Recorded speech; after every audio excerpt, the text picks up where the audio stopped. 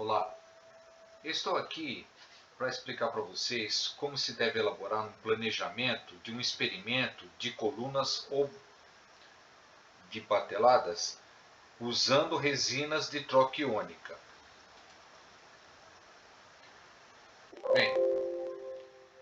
como nós devemos fazer isso? Quero lembrar que aqui eu só vou usar a técnica de cromatografia de troca iônica. Não vou trabalhar com nenhuma outra técnica, distração de solvente ou qualquer outra técnica que possa ser pensada em termos de cromatografia. Bom, a primeira coisa que se deve ter o pesquisador,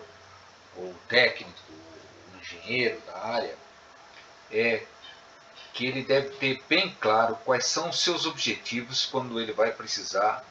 de usar uma coluna ou fazer um experimento com batelada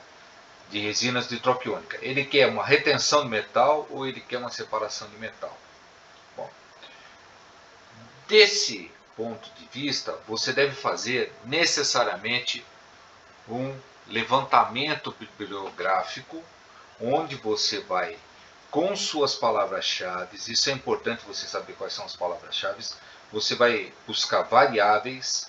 e dessas variáveis as faixas que elas devem trabalhar. Para você ter uma ideia disso, eu vou te dar aqui duas referências bibliográficas importantes, que essa segunda que vai te dar informações do ponto de vista experimental, e esta primeira que vai te dar informações do ponto de vista teórico e também um pouco da parte experimental. Bom, a partir do momento que você tem essas duas referências bibliográficas, mais quantas vocês conseguirem ter, façam uma primeira levantamento dessas suas referências, fazendo uma leitura transversal. O que é a leitura transversal? É onde você busca informações rápidas para ver se aquele artigo realmente vai lhe interessar para aquilo que você está buscando como seu objetivo. Então, você, na leitura transversal, você deve ler o resumo, deve ler um pouco da introdução, olhe os resultados que tem ali, são gráficos, tabelas, veja se interessa, e veja a conclusão. Dessa parte toda, você vai tirar, pela sua leitura, se deve ler aquele trabalho por completo ou deve ser descartado. A partir do momento que você já tem isso, já tem as variáveis, as faixas, você entendeu então a parte química e física, né? Então, você deve fazer uma planilha onde você vai buscar criar as reações químicas, que são os cálculos estequiométricos, onde você tem que saber que um equivalente de resina ela vai reagir com um equivalente do metal que você quer, ou mesmo sua separação ou eluição. Então, isso é importante você ter bem claro e entender o que é equivalente químico. Essas coisas eu não vou explicar para vocês, que eu acho que isso daí da parte química a pessoa tem que buscar por si. Bom, a partir do momento que você tem, então, todas essas informações, no meu entender, você está buscando descobrir quais são os melhores tipos de resina, qual é a sua tipo de porcentagem de divinilbenzeno, no caso, o cruzamento da resina, se for a resina sintética, o tipo de granulometria, então, e o tipo de pH. O tipo de pH, eu digo, qual o pH que você deve trabalhar para fazer o seu experimento. Lembro que antes de você começar a usar a resina para fazer esse tipo de experimentos em batelada, para ter informações gerais, entender o fenômeno, você deve fazer uma limpeza prévia, onde você vai usar ácido nítrico 1:1, e você deixa agitando em um ultrassom, onde você depois,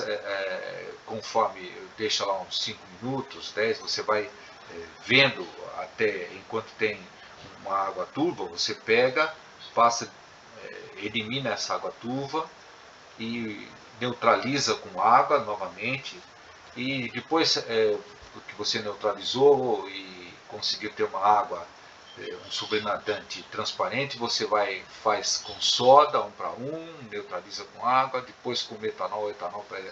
eliminar monômeros, neutraliza com água, então você tem uma limpeza boa da sua resina, ou catiônica, aniônica, desde que seja uma resina orgânica, né? Claro que pode fazer com aquelante, mas ver com um pouco de cuidado, e inorgânica também, mas precisa ver se tem outro tipo de limpeza para essas outras resinas. Então, a partir daí, você já tem informações que você tirou de levantamentos, então você vai estudar através da referência 2, que tem lá tudo a metodologia, você acompanhando a metodologia, você consegue fazer e descobrir qual é o tipo de resina, qual é a porcentagem de divinilbenzeno, a granulometria, o pH e tempo de equilíbrio que te dá a cinética. Depois disso, você vai estudar a interação entre a resina e a sua solução, que são as isotermas, né, de Freundlich. Lá também nessa referência 2 vai te dar essas informações, e daí você vai descobrir se é Langmuir, se é Freundlich, né. Se vocês quiserem entender melhor, vão ter que ler um pouquinho sobre como se faz as curvas de Langmuir, que é um monologue, um Freundlich é dilog, e através dos R's ao quadrado que dão as curvas lineares, você descobre se é mais propício ao Langmuir ou Freundlich, que indica se é heterogêneo ou monocamada. A partir disso, você pode partir para parâmetros termodinâmicos, onde você, usando a segunda referência, você tem as informações, sabendo que a energia livre de Gibbs se relaciona com a constante de equilíbrio, só que por causa da resina a constante de equilíbrio se relaciona com o KD, e daí você, através da temperatura, da constante de Gibbs e do KD, você pode relacionar essa log do KD, logaritmo neperiano, né, de KD em função de ΔS e ΔH, em função de 1 sobre T, né,